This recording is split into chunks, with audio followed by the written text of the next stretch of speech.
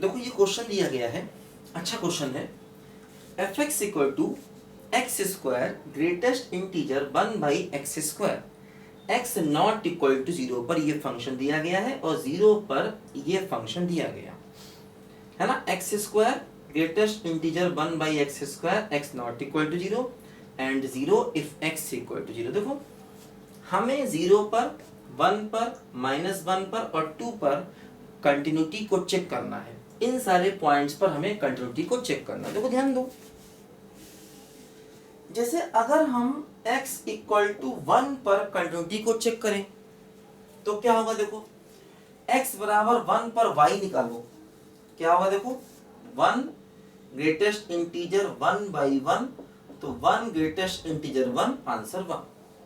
ठीक, देखो हम काम करें, 1 पर राइट हैंड लिमिट निकालें तो क्या होगा। X square greatest integer 1/x²।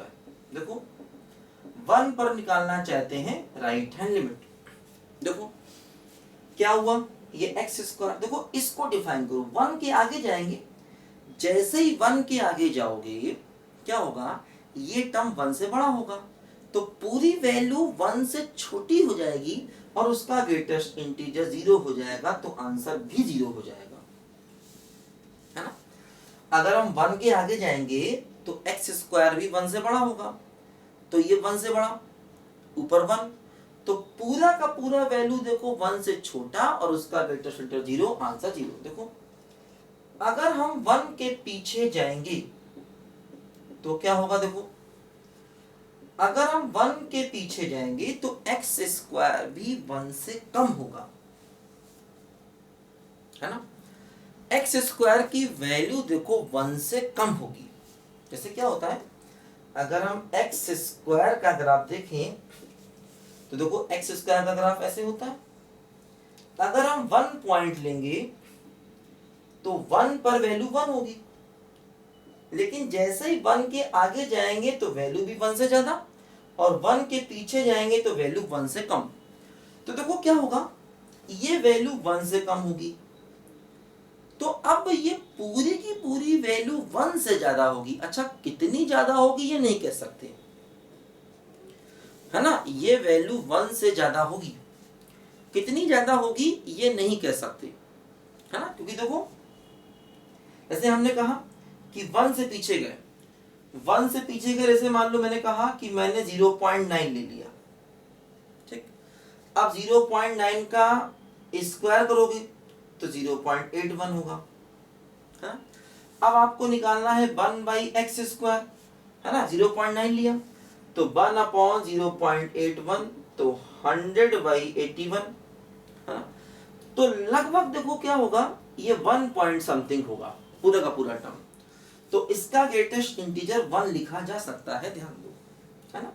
क्योंकि जैसे ही हम 0 के पीछे जाएंगे, 0 के पीछे मतलब थोड़ा सा 0 के पीछे, ऐसे 0.9 भी नहीं बल्कि 0.99 कहना चाहिए, तो क्या होगा। देखो ये जो लिमिट आएगा, देखो ये जो यहां पर लिमिट आएगा, देखो वो लिमिट जैसे ये हो गया x², x tending to 1 minus, है ना, ये हो गया x², और ये पूरा का पूरा देखो जो ग्रेटेस्ट इंटीजर है वो 1 पॉइंट समथिंग, अच्छा 1 हो सकता है। अच्छा अगर देखो हम x को बहुत छोटा ले लें तो हो सकता है ये वैल्यू 2 भी हो जाए, कह नहीं सकते, क्योंकि अगर हम x को 0.9999 ले लें तो क्या पता उसका स्क्वायर करने पर और भी कम हो, और ये वैल्यू हो सकता है ना, हो सकता है ये वैल्यू की पूरी वैल्यू 2 से बड़ी हो जाए, हो सकता है। तो इसीलिए इसके बारे में कुछ कह नहीं सकते, लेकिन हाँ ये 1 होगा या 2 होगा, जो भी होगा, लिमिट 0 नहीं आएगा, ये कंफर्म है। और वैसे भी देखो x बराबर 1 पर वैल्यू 1 है और 1 पर राइट हैंड लिमिट 0 है, ये 1 पर कंटिन्यूअस वैसे भी नहीं हो सकता, लेफ्ट हैंड लिमिट निकालने की जरूरत ही नहीं है, ध्यान दो, है ना। ये 1 पर वैल्यू 1 है, 1 पर राइट हैंड लिमिट 0 है, तो लेफ्ट हैंड लिमिट निकालने की जरूरत ही नहीं है ना। ठीक है, तो लेफ्ट हैंड लिमिट निकालने की जरूरत नहीं है, ये फंक्शन 1 पर कंटिन्यूअस नहीं है, तो x इक्वल टू 1 पर ये फंक्शन कंटिन्यूअस नहीं है। सिमिलरली -1 पर देख लेंगे, बिल्कुल ऐसे ही -1 पर देखेंगे तो -1 पर भी ये कंटिन्यूअस नहीं होगा। सिमिलरली 2 पर भी देखेंगे तो 2 पर भी ये फंक्शन कंटिन्यूअस नहीं होगा। सेम मेथड से 2 पर वैल्यू देखेंगे, 2 के राइट में जाएंगे, 2 के लेफ्ट में जाएंगे, उसकी लिमिट को देखेंगे और ये फंक्शन इन पॉइंट्स पर कंटिन्यूअस नहीं होगा, है ना। 1 पर देख लेंगे, -1 पर देख लेंगे, 2 पर भी सेम मेथड से हम लोग देख लेंगे, ध्यान दो, ठीक है। अब देखो क्या होगा जब हम 0 पर देखेंगे। अब देखो ये बड़ा इंटरेस्टिंग केस है, x बराबर 0 वाला, ध्यान दो, x बराबर 0 वाला। देखो यहाँ पर ये बड़ा इंटरेस्टिंग केस है।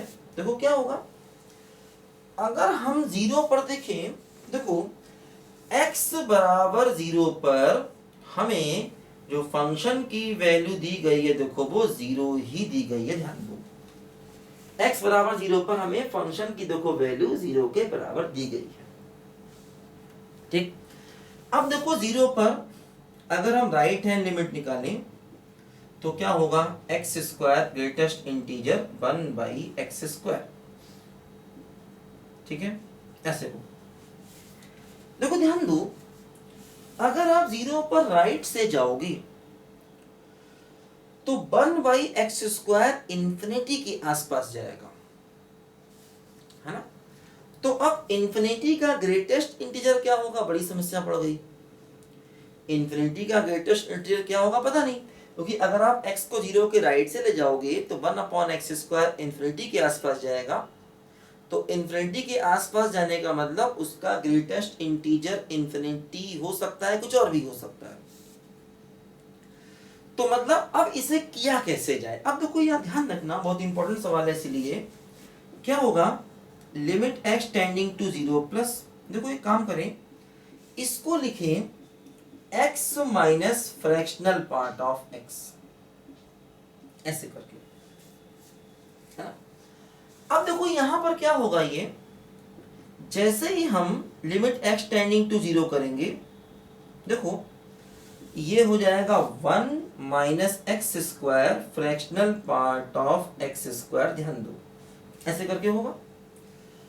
अब देखो फ्रैक्शनल पार्ट की वैल्यू क्या होती है, 0 और 1 के बीच में होती है, बात कंफर्म है।